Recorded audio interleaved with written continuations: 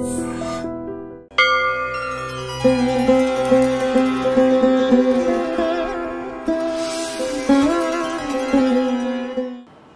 అడుగుతారు, ఏం వేడుకుంటారు? ఊరికే నమస్కరిస్తారా లేకుంటే అంతకు మించి ఇంకేదైనా ఉంటుందా? సర్వాంతర్యామి అయిన భగవంతుడికి నా గురించి తెలీదా?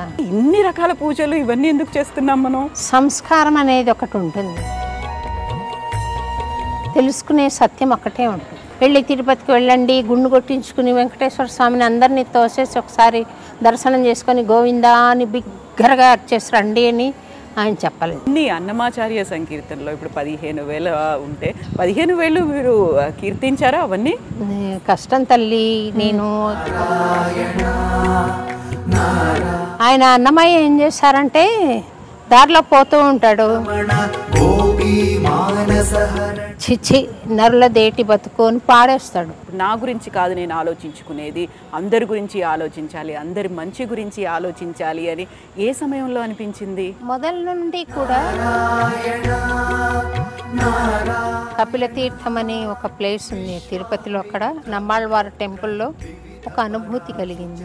ఓన్లీ అన్నమాచార్య ఎందుకు మిమ్మల్ని అంతలా ఆకర్షించాడు, అటువైపు మీరు వెళ్ళేలా చేసింది ఎందుకు? విజాతులన్నీ వృధా వృధా, అజామిళాదుల కదియే.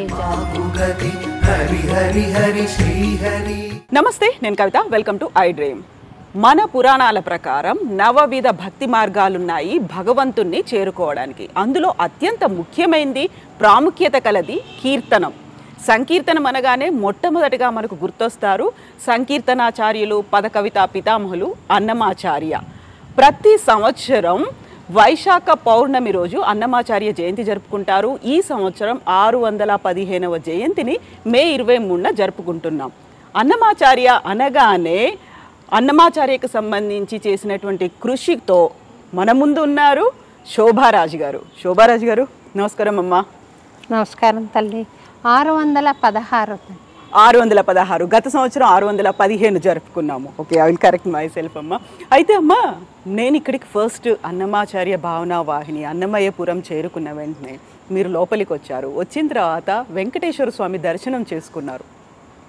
ఏం అడుగుతారు, ఏం వేడుకుంటారు? ఊరికే నమస్కరిస్తారా లేకుంటే అంతకు మించి ఇంకేదైనా ఉంటుందా? కనెక్షన్ అనేది ఏంటి అసలు? వెంకటేశ్వర చిప్ అనేది అన్ని కంప్యూటర్స్, అంటే నువ్వు ఒక కంప్యూటర్, నేను ఒక కంప్యూటర్, అతను ఒక కంప్యూటర్, ఇట్లా అందరు కంప్యూటర్సే కదా. అవును కదా. ప్రతి కంప్యూటర్లో వెంకటేశ్వర స్వామి చిప్ ఉంటుంది. అయితే ఆ కంప్యూటర్కి స్వామికి కనెక్షన్ ఉండాలి. అంటే ఎలాగైతే ఇప్పుడు ఆ బల్బ్ ఉంది, వెలుగుతోంది కదా, స్విచ్ చేస్తే వెలుగుతుంది, అంటే ఆల్రెడీ కనెక్షన్ ఉంది. మనకు స్వామికి కనెక్షన్ ఉంది. ఆ స్విచ్ చేసుకునే ప్రయత్నం చేస్తాను తల్లి స్వామి దగ్గరికి వెళ్ళాక. ఎప్పుడైతే స్విచ్ ఆన్ అవుతుందో కొంత స్వామి మనలో పనిచేసే తీరు వేరుగా ఉంటుంది, దివ్యంగా ఉంటుంది అని నా విశ్వాసం. మీరు భగవంతుని దగ్గరికి వెళ్తున్నారు, అక్కడ నమస్కరిస్తున్నారు వెంకటేశ్వర స్వామికి. ఒక ఆలోచన అనేది రావడం కూడా ముఖ్యమే కదా. ఆ చిప్ వెలగాలి, లేకపోతే స్విచ్ వెలగాలి, అక్కడ లైట్ రావాలి, ఫ్యాన్ తిరగాలి, ఇవన్నిటికీ ఆ ప్రయత్నం అనేది కూడా ముఖ్యం కదా. ప్రయత్నం చాలా ముఖ్యం. మన దగ్గర ప్రయత్నం ఉంటేనే దైవానుగ్రహం తోడై అది పని విజయవంతం అవుతుంది. లేకపోతే ప్రయత్నం చేయకపోతే ఈ స్విచ్ వేయడం అన్నదే ప్రయత్నం. ఆ ప్రయత్నంగా స్వామిని లోపలికి ఆహ్వానించుకుని నీ శక్తి ద్వారా నేను మంచి చేయాలి స్వామి, సమాజానికి పనికొచ్చే పని చేయాలి, అది దివ్యంగా ఉండాలి, అంతే కదా. సాటి మనిషి మీద స్వార్థంతో మనం ఇష్టం వచ్చినట్టుగా ప్రవర్తించడం కానీ, వాళ్ళకు నొప్పి కలిగే విధంగా ప్రవర్తించడం కానీ చేయకుండా ప్రశాంతంగా సమాజానికి పనికొచ్చే పని చేయని అని ప్రార్థన చేస్తాను. ఒక వేడుకోవడం అనేది అలా అని చెప్పి ముందర కోరేదాన్ని తల్లి. అంటే ఒక 25 ఏళ్ల క్రితం వరకు కోరుకునేదాన్ని. ఆ తర్వాత నాకు సర్వాంతర్యామి అయిన భగవంతుడికి నా గురించి తెలీదా? నా మనసులో ఏముంది తెలీదా, నాలో ఏం లోపం ఉందని తెలీదా, ఏ మెరిట్ ఉందని తెలీదా, తెలుసు. ఏది ఇస్తే నాకు మంచిదని తెలీదా, నేను అడగడం ఎందుకు? అమ్మా నాన్నకు తెలీదు, నాకు ఆకలి వేసిందని నేను అడిగితే తప్ప తెలియదు. భగవంతుడికి తెలుస్తుంది. టీచర్కి తెలీదు, ప్రశ్న వేస్తే కానీ జవాబు వస్తుందా లేదా అని తెలీదు. ఆయన పరీక్ష చేయక్కర్లేదు. భగవంతుడి పరీక్ష అంటారు కదా, అవును కదా, పరీక్ష అక్కర్లేదు. ఆయనకు తెలుసు. కవితకు తెలుసా ఈ ప్రశ్నకు సమాధానం లేదా అనేది స్వామికి తెలుసు. కాబట్టి పరీక్షించడు, ట్రైనింగ్ ఇస్తాడు అంతే. అంటే రాటు దేరడానికి, గట్టిగా ఉండడానికి, నిలదొక్కుకోవడానికి. ఇప్పుడు చూడండి, ఒక పోలీస్ ఆఫీసర్కి ట్రైనింగ్ ఇస్తాం కదా, ఎస్ఐ ఉద్యోగానికి కొంతమంది సెలెక్ట్ అవుతారు. వాళ్ళని అడవుల్లోకి పంపించేసి చాలా కఠినమైన శిక్షణను ఇస్తారు. పొర్లమంటారు, పరిగెట్టమంటారు, మోకాళ్ళ మీద నడవమంటారు. ఇదంతా ఎందుకు అనంటే వాళ్ళు గట్టిపడడానికి. అలాగా స్వామి కష్టాలను ఇచ్చినా నష్టాలను ఇచ్చినా నిలదొక్కుని ఒక రకమైన స్థిరత్వాన్ని తెచ్చుకోవడానికి ఆయన ఇచ్చే శిక్షణే తప్ప మనం నిలదొక్కుంటామా లేదా అని తెలియక కాదు. అయితే ఇప్పుడు మీరు వెంకటేశ్వర స్వామితో ఉన్నటువంటి ఒక కనెక్షన్ గురించి మాట్లాడుకుంటున్నప్పుడు మీకు వెంకటేశ్వర స్వామికి మధ్యలో ఉన్నటువంటి ఆ కనెక్షన్, అనుసంధానం అనేది అన్నమాచార్య ద్వారా వచ్చిందా, ఎలా వచ్చింది అది? నేను చాలా చిన్నతనం నుండి కూడా కృష్ణ భక్తురాల్ని, కృష్ణుడి మీద పాడుకున్నదాన్ని, పాటలు రాసుకున్నదాన్ని. అయితే ఆ కృష్ణ భక్తి కాస్త తిరుపతికి వెళ్ళేసరికి వెంకటేశ్వర స్వామి భక్తిగా, కృష్ణుడికి గోవిందుడికి ఎక్కువ తేడా లేదు కదా, రూపభేదం అంతే కొంచెం. కాకపోతే ఆయనే వెంకటేశ్వర స్వామిగా వెలసాడు కాబట్టి జన్మజన్మల బంధమేమో అనిపిస్తుందిలే. ఎందుకంటే పసిబిడ్డగా పాటలు పాడుకున్నాను కదా, అందుకని అనిపిస్తుంది. అమ్మ, మీరు ఇప్పుడు ఒక మాట చెప్పారు, భగవంతుడికి అన్నీ తెలుసు, నేను అడగాల్సినటువంటి అవసరం ఏముంది, ఎదురు చూడడం అనేది అవుతుంది. ఆయన నిజంగా మనకు పరీక్షలు పెడుతున్నాడా, లేకుంటే మనల్ని రాటుదేలేలా శిక్షణ చేస్తున్నాడా, ఇవన్నీ అనుకున్నప్పుడు బోల్డ్ అని పనులు చేస్తాం. మనకు భగవంతుడి అనుగ్రహం కలగాలి, లేకుంటే భగవంతుడు మనకి మంచి చేయాలి అనేది పూజలు చేస్తాము, అక్కడ వ్రతాలు ఉంటాయి, ఉపవాసాలు ఉంటాయి, యజ్ఞాలు, హోమాలు, వాట్ నాట్, ఇన్ని రకాలు చేస్తుంటాం కదా. బట్ సింపుల్గా మనకు పురాణాల్లో చెప్పింది నవవిధ భక్తి మార్గాలు, అందులో కీర్తనం అనేది ఉంది, స్మరణం అనేది ఉంది. ఆ దేవుణ్ణి స్మరించుకుంటే చాలు మంచి జరుగుతుంది. ఇవన్నీ పక్కన పెట్టి ఇన్ని రకాల పూజలు ఇవన్నీ ఎందుకు చేస్తున్నాం మనం? సంస్కారం అనేది ఒకటి ఉంటుంది. తర్వాత నాకు పాట మీద మక్కువ ఏర్పడింది. పాడుకునే ప్రతిభ భగవంతుడు అనుగ్రహించాడు కాబట్టి నేను పాడచ్చు. కొంతమందికి పాడాలన్న కోరిక తక్కువగా ఉండవచ్చు, పాడే టాలెంట్ కూడా తక్కువగా ఉండవచ్చు. వాళ్ళు పూజలో అనుభూతిని పొందుతూ ఉండవచ్చు. వాళ్ళ సంస్కారానుసారంగా వాళ్ళ అర్హతను బట్టి ఒక అభిరుచి ఏర్పడుతుంది కదా. మీకు అందరికీ ఐస్ క్రీమ్ అంటే ఇష్టం ఉండకపోవచ్చు, చింతకాయ తొక్క అంటే అందరికీ ఇష్టం ఉండకపోవచ్చు. ఒక్కొక్కరికి ఒక్కొక్క అభిరుచి ఎలా ఉంటుందో ఒక్కొక్క అభిరుచిని బట్టి ఒక్కొక్క ప్రార్థనా ప్రక్రియకు ప్రాధాన్యతనిస్తారు. కాకపోతే ఈ నవవిధ భక్తుల్ని కూడా ప్రతి వాళ్ళు కూడా తప్పకుండా ప్రశంసిస్తారు, తప్పకుండా అభిరుచి ఉంటుంది వాళ్లకు. పూజ అంటే విముఖత ఉండదు, అందులో ఎక్కువ ఇన్వాల్వ్ అవ్వకపోవచ్చేమో, కానీ మానసికంగా సాధన చేస్తున్న వాళ్ళు పూజను ఎవరు నిరసించరు. అన్ని నవవిధ భక్తులు కూడా ముఖ్యమైనవి, చాలా శ్రేష్టమైనవి. ఎవరి సంస్కారానుసారంగా వాళ్ళు ఆయా విధమైన భక్తిని అనుసరించి భగవంతుడిని చేరుకోవచ్చు. ఈ అన్నమయపురానికి మీరు ఏ దారిలో వచ్చారు? ఎలా వచ్చాము? వాళ్ళ ఆ అమ్మాయి ఏ దారిలో వచ్చింది, ఆ అబ్బాయి ఏ దారిలో వచ్చాడు, నేను ఎక్కడి నుండి వచ్చాను, కానీ అందరం ఇక్కడ చేరాం కదా. అలాగే భగవంతుడిని చేరడానికి రకరకాలు ఉన్నాయి. కాకపోతే ఈ నవవిధ భక్తులన్నీ కూడా తురీయ స్థితిలో అన్నీ ఒకటైపోతాయమ్మా. అందరూ స్వామికి దగ్గరగా వచ్చిన తర్వాత తెలుసుకునే సత్యం ఒకటే ఉంటుంది. ఆనందం ఒకటే ఉంటుంది, అలౌకిక అనుభూతి ఒకటే ఉంటుంది. అయితే అమ్మ, ఇప్పుడు అన్నమాచార్య అనగానే ఆ కీర్తనలకి 32,000 కీర్తనలు మనకు అందుబాటులో వెలుగులోకి వచ్చినవి, మనకున్నవి కేవలం 12,000 కీర్తనలు మాత్రమే. 20,000 కీర్తనలు ఎక్కడున్నాయి? 15,000 దాకా అక్కడి దాకా వచ్చాయి. మరి మిగతావన్నీ ఎక్కడున్నాయి, ఏమయ్యాయి, అందులో ఉన్నటువంటి సారం ఏంటి, అందులో ఉన్నటువంటి కీర్తనలు ఏంటి, ఇవన్నీ మనకి ఏమీ తెలియదు కదా అసలు. అన్నమాచార్యుల వారు రాసినది 32,000 కీర్తనలు పాడినవి అని మనకు శాసనబద్ధంగా ఉంది ఆ ఫ్యాక్ట్. కాకపోతే ఒకప్పుడు ఏమైందంటే, ఇప్పుడు సంకీర్తన భాండాగారం అని ఉంది చూసారా మీరు తిరుపతిలో? అవును. హుండీకి ఎదురుగా ఉంటుంది, అక్కడ రాగిరేకులన్నీ ఉండేవి. మా పెద్దన్నయ్య చెప్తాడు, ఆ రాగిరేకులు కొంతమంది తీసుకుని వెళ్ళిపోతుంటే నేను చూశాను అని. అలాగా రాగిరేకులో ఉన్న రాగం విలువ తెలియని వాళ్ళు దాన్ని తపాలాలుగా మార్చుకున్నారని, బిందెలుగా చేసుకున్నారని, రకరకాలుగా పళ్ళాలుగా మలుచుకున్నారని చెప్తారు. అలా వెళ్ళిపోయాయి, ఏదో ఉంది అని తీసుకెళ్ళిపోయారు. మనకిప్పుడు మిగిలినవి దాదాపుగా 15,000 అనుకోండి. అందులో అన్నమయ్య చెప్పిన తత్వం ఏంటి అని అంటే, వెళ్ళి తిరుపతికి వెళ్ళండి, గుండు కొట్టించుకుని వెంకటేశ్వర స్వామిని అందరినీ తోసేసి ఒకసారి దర్శనం చేసుకొని గోవిందా అని బిగ్గరగా అర్చేసి రండి అని ఆయన చెప్పలేదు. దర్శనం తప్పనిసరి. మనం వెంకటేశ్వర స్వామి అని అంటే అక్కడ ఎందరో యోగులు తమ తపశ్శక్తిని ధారపోశారు, ఎందరో జపం చేసి ఆ శక్తిని అక్కడ ధారపోశారు. అందుకే అక్కడికి వెళ్ళంగానే ఒక రకమైన అనుభూతి మనకు కలుగుతుంది, దివ్యానుభూతి. మళ్ళీ వచ్చేస్తుంటే వెనక్కి తిరిగి ఒకసారి చూడాలనిపిస్తుంది. దానికి కారణం వీళ్ళందరూ ధారపోసిన శక్తి ఒక ఎత్తు అయితే, స్వామి స్వయంభూ అక్కడ. అంటే ఈ తత్వం చెప్పాలంటే టైం పడుతుంది, చెప్పనా? చెప్పండి అమ్మా. ఇప్పుడు పంచభూతాలు ఉన్నాయి, ఒకదానికన్నా ఒకటి సూక్ష్మతరమైంది.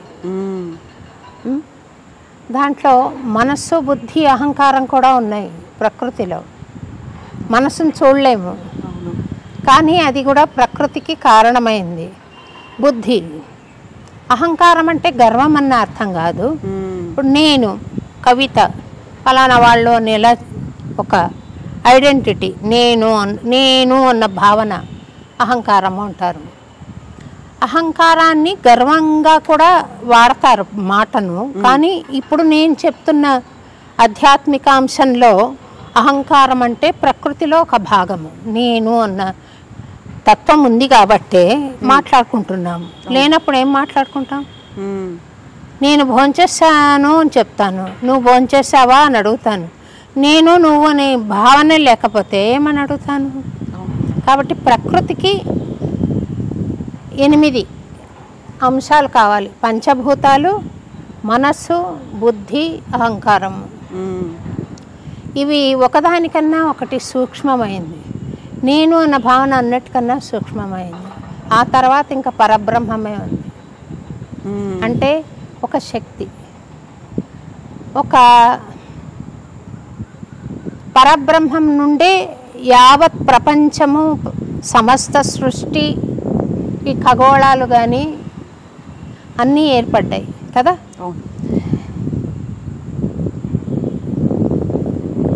ఇప్పుడు భూమిని మనం కళ్ళతో చూడగలుగుతున్నాం, ఆకాశాన్ని చూడగలుగుతామా? మనస్సును చూడగలుగుతామా? బుద్ధిని చూడగలుగుతామా? అహంకారాన్ని చూడగలుగుతామా? లేదు కదా. అంటే అది ఒకదానికన్నా ఒకటి సూక్ష్మతరం అవుతూ పోయింది. చూడు, భూమి చాలా సాలిడ్గా ఉంది, చూడగలుగుతాం మనం. అగ్ని చూడగలుగుతున్నాం, నీటిని చూడగలుగుతున్నాం. ఆకాశం సూక్ష్మమైపోయింది, గాలి సూక్ష్మమైపోయింది. ఆ తర్వాత అన్నీ సూక్ష్మమవుతూ వచ్చాయి, మనసు, బుద్ధి, అహంకారం. ఇలా సూక్ష్మతరం అవుతూ వచ్చి చివరికి మిగిలింది పరబ్రహ్మము, అతి సూక్ష్మము. దాన్ని ఈ చర్మచక్షులతో చూడలేము, అది అనుభూతిలోకి రావాల్సిందే. చర్మచక్షులతో చూడాలనుకుంటాం కాబట్టి విగ్రహం పెట్టాము. అలాగా భక్తుల కోసం అని చెప్పి ఆ పరబ్రహ్మము ఒక ఆకారం తీసుకుని అక్కడ సాకారంలోకి వచ్చింది అని ఆలోచన ఒకటి. తర్వాత ఈ యోగులు ధారపోసిన తపశ్శక్తి, ఇదంతా కలిపి ఒక గొప్ప ఎనర్జీ ఫీల్డ్ అక్కడ ఉంది వెంకటేశ్వర స్వామి రూపంలో. ఆయనను చూసినప్పుడు తన్మయత్వం కలుగుతుంది. కారణం ఇది. ఒక ఆకారానికి అలవాటు పడ్డవాళ్ళు, ఇప్పుడు చిరంజీవి వచ్చాడు హఠాత్తుగా, ఎలా పరిగెత్తారు పిల్లలు, చిరంజీవి వచ్చాడు అని పరిగెత్తారు, ఒక ఎగ్జైట్మెంట్ వస్తుంది. అది భౌతికం. ఇది సూక్ష్మతరమైంది, అనుభూతి పరంగా సాగే ప్రక్రియ ఇది. ఆ స్వామిని చూసినప్పుడు సూక్ష్మంగా మనకు కలిగే ఆనందానుభూతి భౌతికంగా పోలిస్తే అదిగో చిరంజీవి వచ్చినట్టు పరిగెత్తినట్టు. సూక్ష్మంగా పోలిస్తే అది సూక్ష్మ శక్తిని గ్రహించిన వాళ్ళు భౌతికం గురించి ఆలోచన చేసే ప్రసక్తి ఉండదు. ఏదన్నా లోక కళ్యాణాని కోసం చేసే పనులే ఉంటాయి తప్ప ఉండదు. ఆ స్వామి అక్కడ భౌతికంగా ఏర్పడ్డాడు అని అంటే ఆ సూక్ష్మ శక్తి అక్కడ నిలిచింది, ఫిజికల్ ఘనీభవించింది. అక్కడ చాలా అనంత శక్తి, అణువణువున వ్యాపించిన ఈ శక్తి అక్కడ వెంకటేశ్వర స్వామిగా ఘనీభవించి ఉందన్నమాట. అందుకే మనకు ఆ అనుభూతి కలుగుతుంది అక్కడ. ఎవరికైతే ఆ సూక్ష్మానుభూతిని చెందే ఫ్యాకల్టీ ఉండదో వాళ్ళు ఊరికి లెంపలేసుకుంటే దేవుడు కోరికలు తీరుస్తాడు అని వచ్చేస్తారు. ఎవరైతే ఈ సూక్ష్మానుభూతిని పొందగలిగిన ప్రక్రియ ఉండేవాళ్ళు అక్కడ నిలబడతారో వాళ్లకు ఆ దర్శనం వేరేగా గోచరిస్తుంది తల్లి, ఆ వేరే అనుభూతిని ఇస్తుంది. మీరు అడిగిన ప్రశ్న ఏంటి చెప్పండి. సో ఇప్పుడు ఇవన్నీ అన్నమయ్యకి సంబంధించి మనం ఇన్ని మాట్లాడుకున్నాము, మిగతావి మిస్ అయిపోయినవి ఉన్నాయి, మనకు దొరకనివి. దొరకనివి పాటల్లో ఉన్నది ఆయన వెంకటేశ్వరుడు అంటే భౌతికంగా వర్ణించాడు, వెంకటేశ్వరుణ్ణి ఈ అనంత శక్తిగా వర్ణించాడు. సూర్యుల్లోని సూర్యరశ్మి ప్రకాశము, చంద్రుల్లో వెన్నెల, అగ్గిలో వేడిమి ప్రకాశము, ఇవన్నీ కూడా ఆయనే అంటాడు. ఇంకా ఆయన కాందేముంది? అవును కదా. నక్షత్రాల్లో ప్రకాశము అన్నీ ఆయనే అంటున్నప్పుడు నవగ్రహాల్లో ఉన్న శక్తి అవి తిరుగుతున్నాయి. ఏ శక్తితో తిరుగుతున్నాయి? భూమి ఇలా నిలబడి ఉంది. ఎంత ఆశ్చర్యం కదా. అవును. ఎవరన్నా స్టాండ్ పెట్టి గ్లోబుని నిలబెట్టినట్టు టేబుల్ని నిలబెట్టారా? లేదు. అంతరిక్షంలో ఇలా తిరుగుతోంది, అది ఏ స్టాండ్ లేకుండా. ఏ శక్తితో తిరుగుతుంది? గ్రావిటీ అంటారు. ఆ గ్రావిటీయే భగవత్ శక్తి. వాళ్ళు ఇంగ్లీష్లో గ్రావిటీ అనవచ్చు, దీన్ని భగవత్ శక్తి అంటారు. అది వెంకటేశ్వర స్వామిని ఆ స్థాయి దాకా తీసుకుని వెళ్ళి వర్ణించాడు అన్నమయ్య. కేవలం భౌతికమైన లిమిటేషన్స్, డైమెన్షన్స్, 9 అడుగుల విగ్రహము మాత్రమే కాకుండా ఈ అనంత శక్తికి ప్రతీక ఆయన అని కూడా చెప్పాడు. అయితే అమ్మ, ఇన్ని అన్నమాచార్య సంకీర్తనలో ఇప్పుడు 15,000 ఉంటే 15,000 మీరు కీర్తించారా? అవన్నీ కష్టం తల్లి. నేను కంపోజ్ చేసుకున్న పాటలు దాదాపుగా 500 ఉంటాయి. ఇతర పెద్ద విద్వాంసులందరూ పాడగా నేర్చుకున్నవి ఒక 4-5 ఉంటాయి. దాదాపుగా నాకు ఒక 1000, 1100, 1200 మ్యాక్సిమం. అన్ని వేలు ఒక జీవితంలో.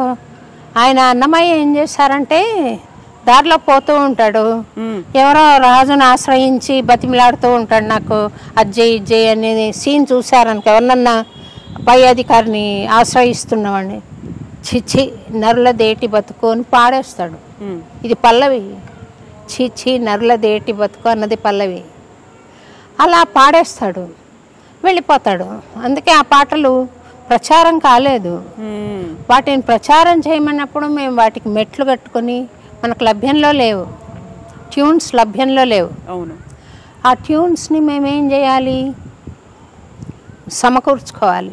నేను కంపోజ్ చేసుకోవాలి, లేదా వేరే పెద్దలు ఎవరైనా చేస్తుంటే నేర్చుకోవాలి. వాటిని నేను ఒక్కసారి కాదు, అప్పట్లో టీవీలు లేవు నేను మొదలుపెట్టినప్పుడు, అవును, మళ్ళీ వచ్చాయనుకోండి, కానీ టీవీ చాలా హెల్ప్ చేసింది, దూరదర్శన్.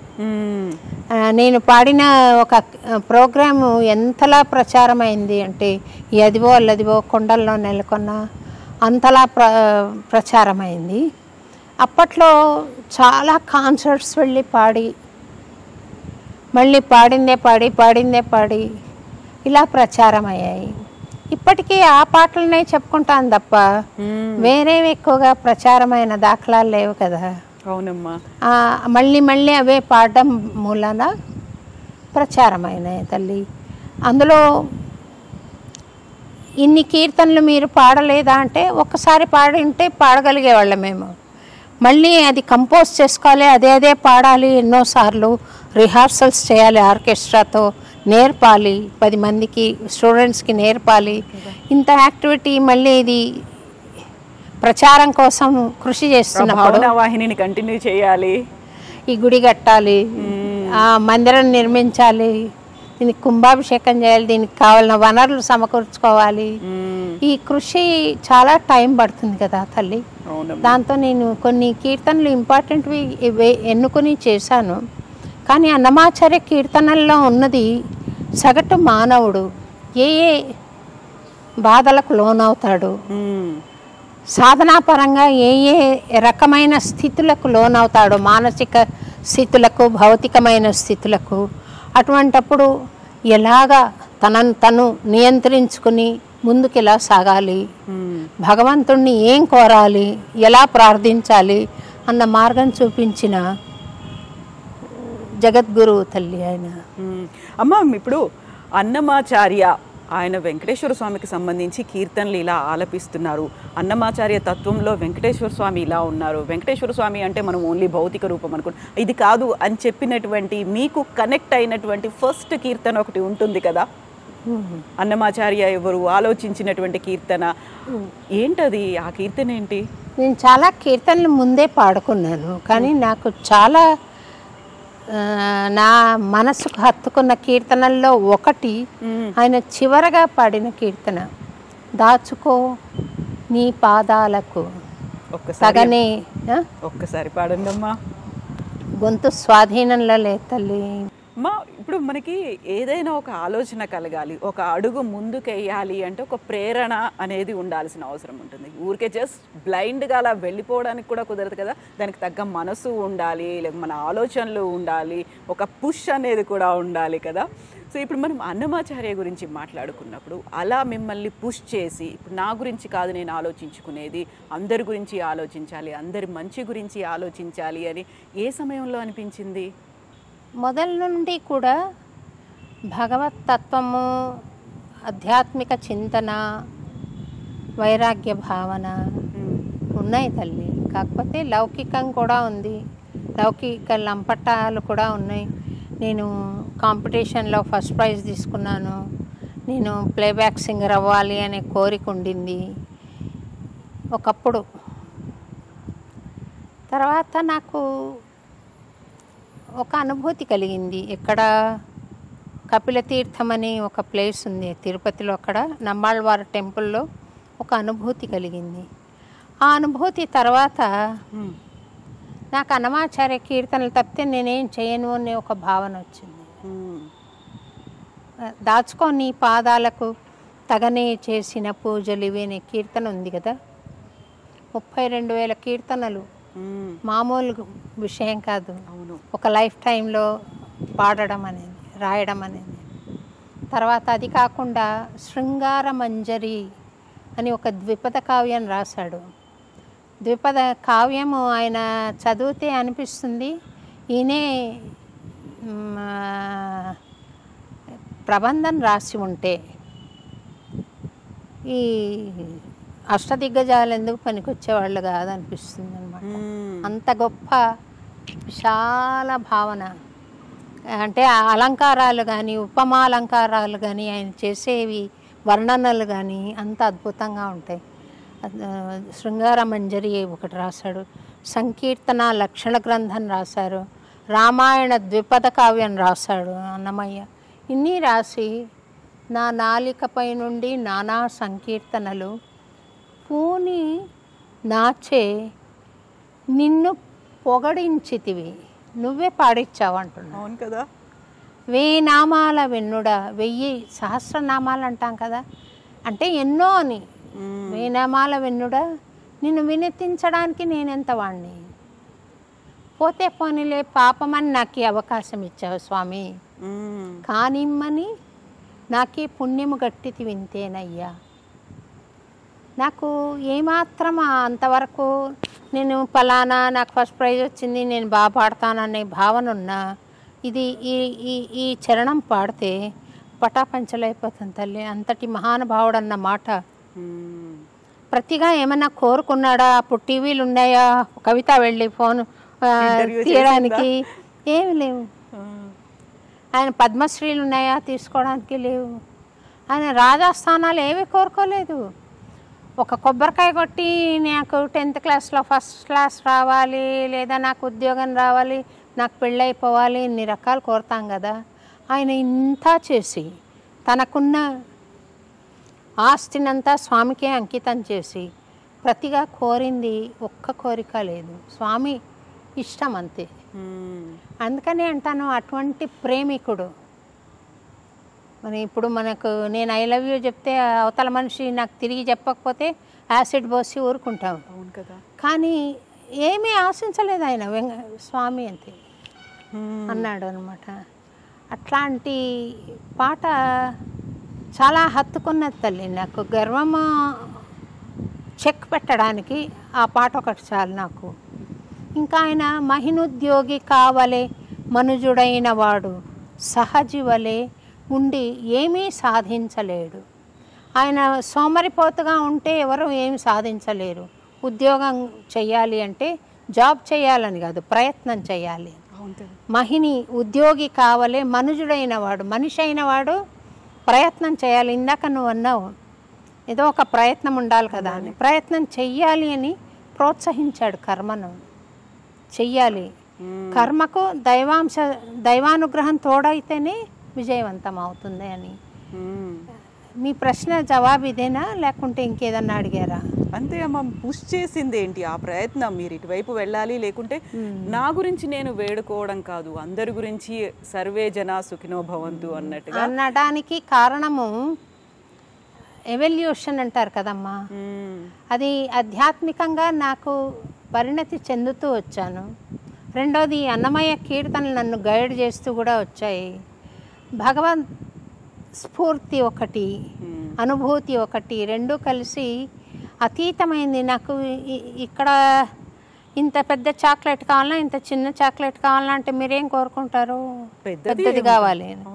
అలా పెద్దది కనపడుతున్నప్పుడు చిన్నవి వాటంతట అవే పోతుంటాయి కదా. అలా జరిగిన విషయం తల్లి. అమ్మ, ఇప్పుడు మనకి సంకీర్తనలు అనగానే సంకీర్తనాచార్యులు మనకి పురంధరదాస్ ఉన్నారు, తులసీదాస్ ఉన్నారు, ఆ తర్వాత మీరాబాయి ఉన్నారు, రామదాస్ ఉన్నారు. ఇంతమంది ఉన్న తర్వాత అన్నమాచార్య ఎందుకు? ఓన్లీ అన్నమాచార్య ఎందుకు మిమ్మల్ని అంతలా ఆకర్షించాడు? అటువైపు మీరు వెళ్ళేలా చేసింది ఎందుకు? ఇందాక చెప్పాను కదా, ఇన్ని కీర్తనలు రాసి ఆయన ప్రతిగా ఏం కోరకుండా స్వచ్ఛమైన ప్రేమికుడు. భగవంతుడిని ప్రేమించినవాడు, వెంకటేశ్వర స్వామిని ప్రేమించినవాడు ఇంకొక భక్తుడు లేడు. అంతటి భక్తుడు. రాసి అన్ని పాడి కూడా నాకు ఇది కావాలి అది కావాలని అడిగినవాడు లేదు. ఏది లేకుండా నాకు ఆ స్వచ్ఛత నాకు చాలా హత్తుకునింది తల్లి. రెండోది మీరాబాయి వీళ్ళు పాడారని అంటే ఒక పరిమితి ఉంటుంది ఆ రచనలకు, భావాలకు. ఇది ఆకాశం అంత విశాలమైన భావన. మీకేమకో చిగురుట ధర్మన ఎడనెడ కస్తూరి నిండెను ఆ పాట తెలుసు కదా. ఏమంటున్నాడు ఆ పాటలో? స్వామి పడుకొని ఉన్నాడట, అంటే పరమ పురుషుడు ఆయన ప్రతీక. కానీ కవిత్వ ధోరణి వచ్చేసరికి శృంగారాత్మకంగా ఎలా పాడతాడో చూడండి. పడుకుని ఉంటే అమ్మవారు స్వామిని చూస్తున్నారు. స్వామి సౌందర్యాన్ని చూసే అవకాశం ఆయన నిద్రపోయినప్పుడే కదా ఆమెకు వస్తుంది. మిగతా టైంలో అంతా బిజీ ఉంటాడు కదా. అప్పటి ఆడవాళ్ళు కొంచెం సిగ్గరులు కదమ్మా, ఇప్పుడు చూసినట్టుగా చూడరు కదా మనం. అవును కదా. సో పడుకుంటే చూస్తోంది ఎంత అందంగా ఉన్నాడు స్వామి అని. ఆయన దొంగ నిద్రపోతున్నాడు. సడన్గా పడుకున్నవాడు కాస్త కళ్ళు తెరిచి చూశాడు అమ్మవారిని. చూసేసరికి ఆమె సిగ్గుతో ఆ చూపులనే బాణాల్ని తిప్పుకుంది ఇట్లా పక్కకు మరల్చుకుంది చూపులు. అంటే చూపులను అప్పట్లో బాణాలతో పోల్చేవాళ్ళు కదా. ఆ బాణాలు ఎప్పుడైతే నిలువున పెరుకగా టప్పని తీసేసుకున్నది సిగ్గుతో. ఆ టిప్పు ఉంటుంది కదా బాణానికి, అది హృదయంలో గుచ్చింది కాబట్టి దానికి రక్తం అంటింది. అది కన్ను ఎర్రగా మారిందిట. ఒక చెలికత్తె అడుగుతుంది, ఏంటి అమ్మవారికి కళ్ళు ఎర్రబడ్డాయంటే రెండో చెలికత్తె చెప్తున్న సమాధానం ఇది.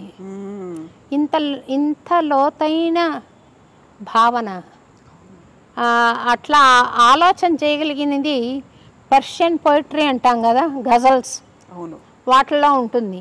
మరి అన్నమయ్య పాడాడు అట్లాంటి భావనలు ఎన్నో పాడే. మీకు తెలిసిన పాట అని చెప్పాను నేను. మరి అలాంటప్పుడు ఆ విశాల భావనకు హద్దేముంది?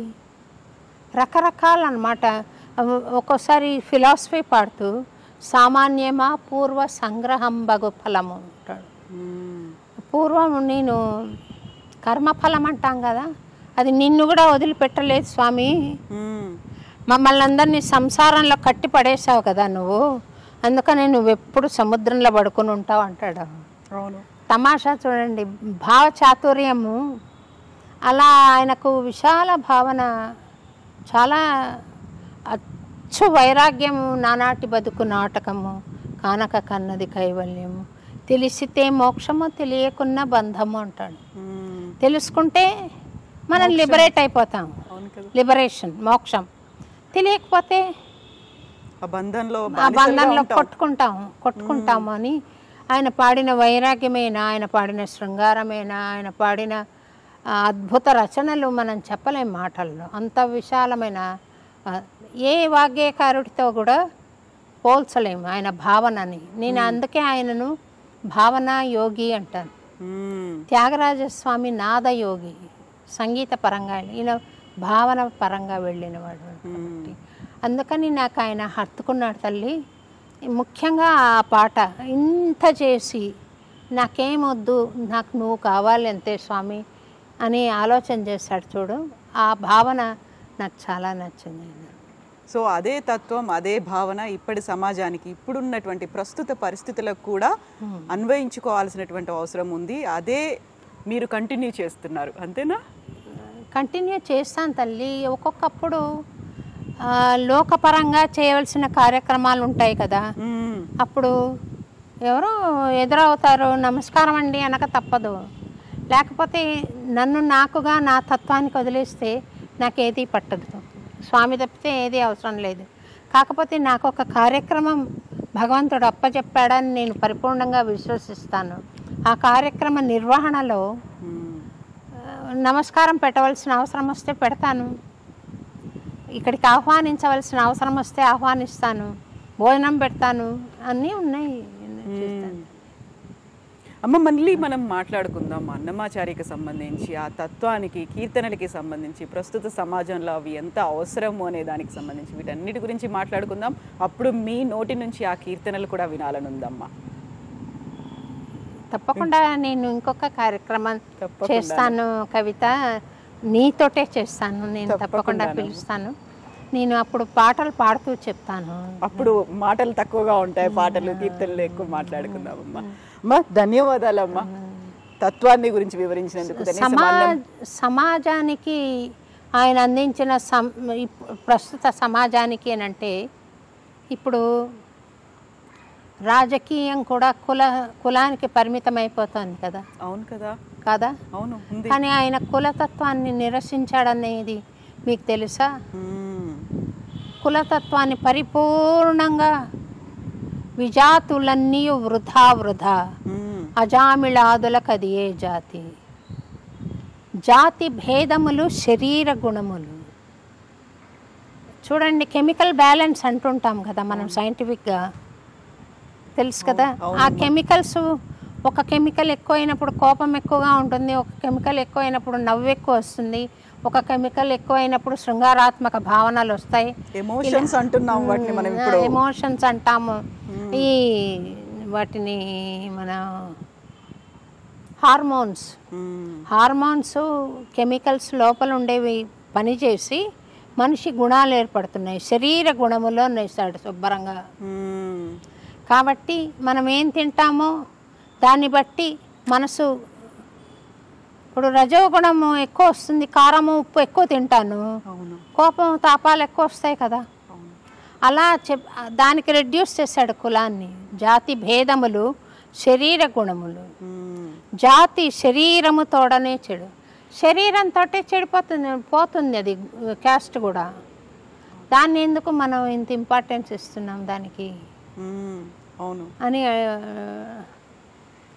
ఆత్మ పరిశుద్ధం వెన్నడును, అది నిర్దోషం, దాంట్లో దోషం లేదు, అది అనాది, ఎప్పటి నుండో ఉంది. నయనం చిందంతి శస్త్రాణి నయనం దహతి పావక. ఆ ఆత్మను ఎవరు దహించలేరు, ఏ శక్తి దహించలేదు, ఏది నరకలేదు, గాలికి అది శోషించదు, నీళ్లలో తడవదు అని భగవంతుడు కృష్ణుడు చెప్పాడు కదా భగవద్గీతలో. ఆ తత్వాన్ని ఆధారం చేసుకొని ఆత్మ పరిశుద్ధం, దాన్ని ఎవరు తాకలేరు, శరీరమే అనుభవిస్తుంది తప్ప ఆ కులానికి మనం ఇవ్వవలసిన ప్రాధాన్యత లేదు అని చాలా కీర్తనల్లో బ్రహ్మం ఒక్కటే చాలా చాలా నొక్కి వక్కాణించిన మహానుభావుడు అన్నమయ్య. ఈ సమాజానికి ఆయన పాటలు ఎంత ఎలుగెత్తి పాడితే అంత మంచిది. ఊరికే పాడుకోవడం కాదు, ఆచరించాలి. అవునమ్మా, ఎలుగెత్తి పాడాలి, అప్పుడు అందరికీ వినిపించాలి, ఆ తర్వాత ఆచరించాలి, అనుసరించాలి, ఇవన్నీ చాలా ఉన్నాయి. ఏమంటే పాడుతున్నారు ఆ పాట అర్థం తెలుసుకోకుండా, తెలిసిన దానికి ప్రాధాన్యతనివ్వకుండా, ఏంటో మరి ఆయన పాటకు న్యాయం చేసిన వాళ్ళం కాదేమో అనిపిస్తుంది నాకు. ఆ భావం ఇంకా ఇప్పటికీ అందరికీ రీచ్ అవ్వలేదా? సారం ఏంటి తెలుసుకోలేదా? అన్నమయ్య తత్వాలు ఏంటి, ఆ కీర్తనల్లో ఉన్నటువంటిది ఏం మంచి అనేది ఇంకా అందరికీ అర్థం కాలేదా అనిపిస్తుందా? అవును, అర్థం అయ్యి కూడా కళ్ళు మూసుకుంటున్నారు. ఇది ఫ్యూటైల్ అని తెలిసి కూడా ఆ అజ్ఞానంలోనే మగ్గుదాము, దీనివల్ల మనకు లాభం ఉంది అని తెలుసుకున్నారు జనాలు అని నేను అనుకుంటున్నాను. నిద్రపోయే వాళ్ళని లేపచ్చు పాట పాడి, నటిస్తున్న వాళ్ళని లేపలేం కదా, ఎవరికి తెలీదు. మీరు సమాజంలో గమనిస్తే చెడ్డ ఏ కులంలో లేదు, మంచి ఏ కులంలో లేదు. ప్రతి కులంలో మంచి ఉంది, ప్రతి కులంలో చెడ్డ ఉంది. కానీ ఫలానా కులం వాడు మావాడు అనుకోవడంలో ఎంత అజ్ఞానం ఉందో తెలుసుకోవాలి. ఫలానా గుణం ఉన్నవాడు నావాడు అనుకుంటే పర్వాలే, ఫలానా కులం వాడు నావాడు అనుకోవడం కరెక్ట్ కాదు అని నేను అనుకుంటాను తల్లి. తర్వాత ఈ మే 23న అన్నమాచార్యుల వారి జయంతి ఉంది. దాని గురించి చెప్పచ్చా? చెప్పండి అమ్మా. అన్నమాచార్యుల వారి 616వ జయంతి మే 23న. ముందు కొన్నేళ్ల క్రితం తిరుమల తిరుపతి దేవస్థానం వాళ్ళు కేవలం అన్నమాచార్యుల వారి ఆరాధన మటుకు చేసేవాళ్ళు, వర్ధంతి సంవత్సరానికి ఒక్కసారి చేసేవాళ్ళు అంతే. నేను అన్నమాచార్య ద్విపద చరిత్ర ఉంది, అందులో రాజీవనయను వరప్రసాదమున తేజంబు మతియు నింతే విస్తరిల్ల లక్కమాంబకు పుణ్య లావణ్య నిధికి చక్కని గ్రహములుచ్చమున మూడలర అనుపమ లగ్నంబునందు వైశాఖమున విశాఖను జగంబున నుల్లసిల్ల జనించే అన్నమాచార్యుండు అని ఒక ద్విపదలో భాగం ఉంది. అది నేను మా ఆఫీసర్కి కోట్ చేసి, ఇది ఇలా ఉంది కదండి, ఆయన వైశాఖ మాసం విశాఖ నక్షత్రాన పుట్టారని మనకు గ్రంథంలో ఉంది కదా, ఎందుకని జయంతి చేయట్లేదు అని తొలిసారిగా అడిగాను. నేను ఆర్టిస్ట్గా 1978లో అపాయింట్ అయ్యాను టీటీడీలో ఫస్ట్ ఆర్టిస్ట్గా. అదే సంవత్సరం మే 5న నేను అపాయింట్ అయ్యాను, మే 23న తొలిసారిగా తిరుమల తిరుపతి దేవస్థానం వాళ్ళు జయంతి అన్నమాచార్య జయంతి చేశారనమాట. ఆ జయంతి సందర్భంగా అన్నమాచార్య జీవిత చరిత్రను అన్నమయ్య కథ అన్న శీర్షికన ఒక సంగీత రూపకంగా కూడా ప్రజెంట్ చేయడం జరిగింది తల్లి. ఇది అన్నమాచార్య జయంతి నేపథ్యం. తదాదిగా జయంతిలు జరుగుతూనే ఉన్నాయి అన్నమాచార్యవి. అన్నమాచార్య భావనా వాహిని ప్రతి ఏడాది కూడా ఆ రోజున చిక్కడపల్లి వెంకటేశ్వర స్వామి గుడి నుండి ట్యాంక్ బండ్ విగ్రహం దాకా నడుచుకుంటూ పాడుకుంటూ వెళ్ళి అక్కడ సంకీర్తనలు చేస్తాము. తర్వాత వీక్ లాంగ్ ఫెస్టివల్ చేసేవాళ్ళము. ఈసారి మేము కుంభాభిషేకము అవి చేసిన హడావిడి తగ్గలేదు, ఇంకాను చాలా కార్యక్రమాలు చేశాం కాబట్టి ఈసారి ఒకరోజే చేస్తున్నాము. అది నగర సంకీర్తన ట్యాంక్ బండ్ మీద చేస్తున్నాము మా అన్నమాచార్య జయంతి. అందరూ రావాల్సిందిగా మీ ఐ డ్రీమ్స్ ద్వారా ప్రేక్షకులను కోరుతున్నాను. తప్పకుండానమ్మా.